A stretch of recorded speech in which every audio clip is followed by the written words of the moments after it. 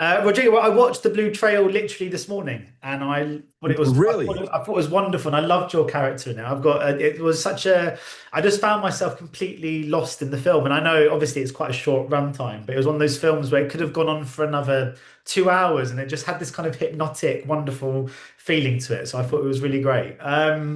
But my Cool. very first question really is just kind of how you came to be involved in this project, and what was that kind of initial attraction for you to sign up to it? I think it was Gabriel's our director who I've watched the first film and I was really impressed and we had a meeting back in the day and I said we'd love to find something to work together and we tried in a previous project and it didn't work out and then one day he reached out and said look I literally wrote a part thinking of you and I hope you like it. And I read the script, and that was completely it was a no brainer for many reasons. I always had this idea of going into the Amazon, exploring the Amazon, and shooting a film in the Amazon. I love the theme, the central theme of this film. I think that narratives about old age often kind of reduce the elderly to memories or and finitude, and they're commonly limited to being portrayed as living in the past or dealing with the imminence of death, and rarely they're seen as protagonists of the present. So I love the fact that our lead was, an elderly and this woman, this very strong woman.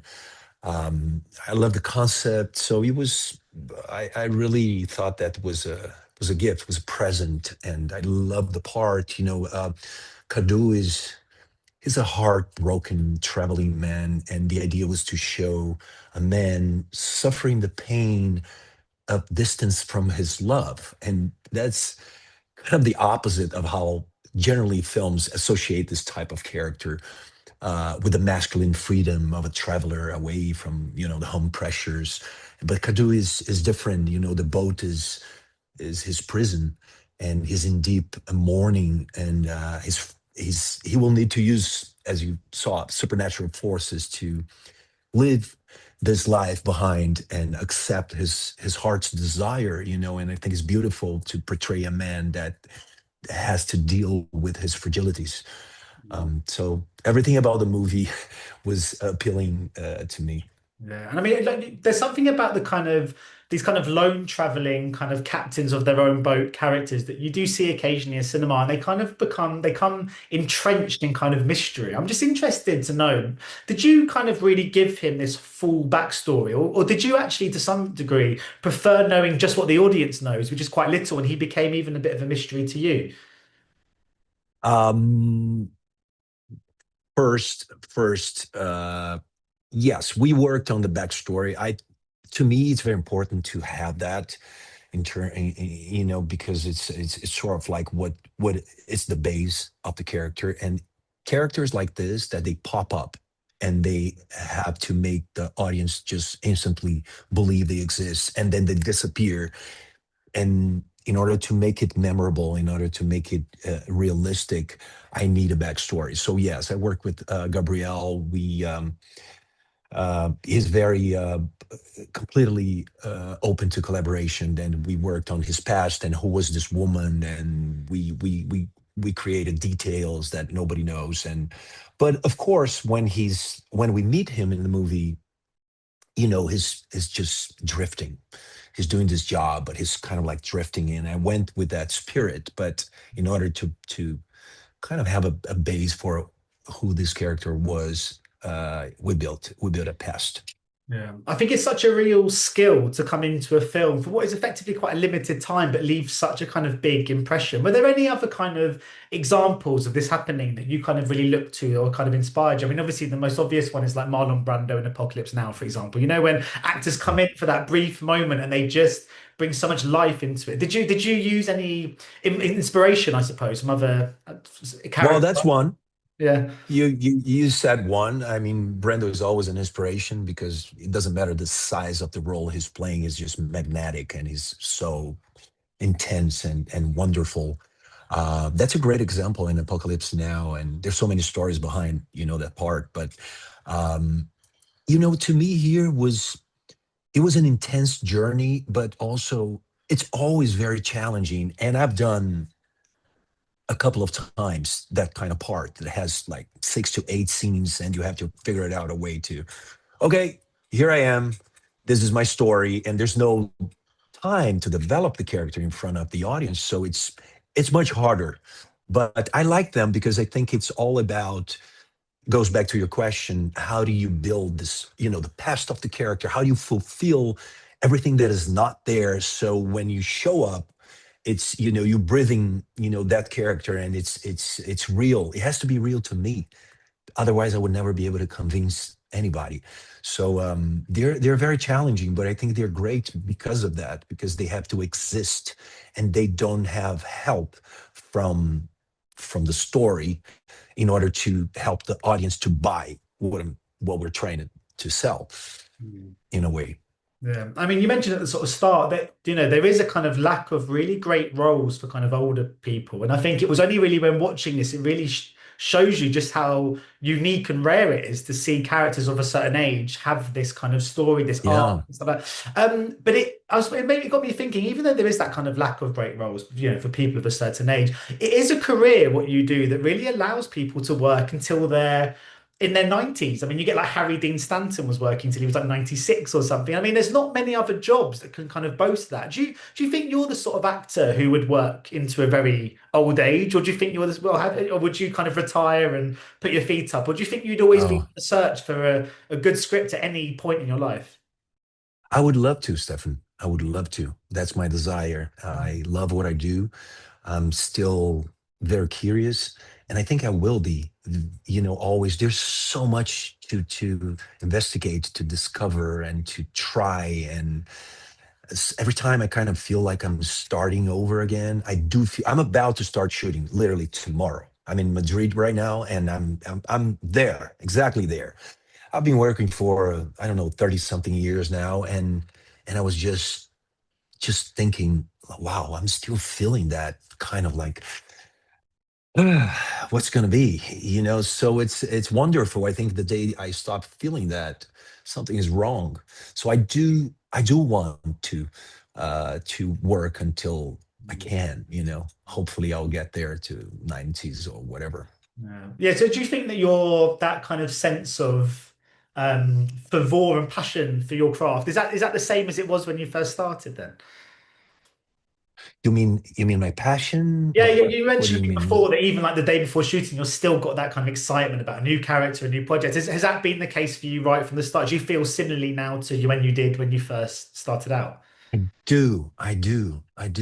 I just turned 50, and it's, it's one of it's that age where it's a taboo, of course, but you think over about your whole story and everything you did and what you're going to do, and all those things. And I feel the same way. Of course, I feel more mature. I feel that I have more tools. I feel that, oh, is this a problem? Am I worrying about this? No, it's not. I don't worry. I mean, the things that I worried when back in the day were very different, but I still feel that, that sensation that I will jump, and we'll figure it out as we go. There's no answer. There's no, oh, I know how to do this. I don't. I really don't. I'm gonna figure it out there. And I think this is great. I think I do like that feeling. I'm calmer, much calmer than I was before, but the feeling is still there. The passion is still there, and I'm still very, very, very passionate about this job that I do. Yeah. And one thing I love about kind of contemporary kind of Brazilian cinema, which the Blue Trail fits into, but even obviously the brilliant The Secret Agent, which I saw a few months ago, and films like Bacurau as well. Of course, I'm Still Here. Is they feel like there's creative flourishes to these movies. They're quite risk taking. Sometimes they take you in a direction you weren't expecting. It's a really fascinating way to tell stories, I think. Would you say this is born out of Brazil being a really cinema loving nation? Yeah, it's also, I think this moment represents the maturity that Brazilian cinema has now after so many years, of making films and understanding our culture and telling our stories. And I think it's a beautiful moment, and I think that. And it's been happening for a while. Brazilian films have been getting more and more recognition throughout the world, and we have that sort of in our DNA, that kind of film. If you go back to the Cinema Novo, which is new cinema, back in the day, there was, Glauber Rocha, one of our, very first and directors that went to Cannes, and his movies were very urgent and were very, passionate, and he had a very specific vision. uh, I do believe that we have that in our DNA, but this moment that we're living, now, this few years, represents, in my opinion, that sort of like maturity. Yeah, I think I've only really got time for one more question. But I was going to say, whether you're, but I know you're a cinema loving nation. I know for a fact you're a football loving nation, of course. And I know I can't Yeah. wait to see Brazil 70, the third star. I mean, Oh, yeah, yeah, yeah. as a big football fan, I cannot wait for this. I mean, I used to have a video of the 1970 World Cup when I was a kid, and I became obsessed with the kind of Brazilian national side. Jairzinho, obviously Pele, the whole team I used to sort of love. I even had a shirt. I just wondered if you could tell me a bit about your kind of role in that project, and what was it like for you as a Brazilian, sort of stepping into such a romantic era of Brazilian history? Yeah, I'm glad. I think you're gonna like this one then, if you're a big fan. I play João Saldanha, who is an amazing, amazing character that I didn't know much of. I've heard of him. I was born in '75, and of course, that team is considered to be the biggest, the most wonderful team from all times.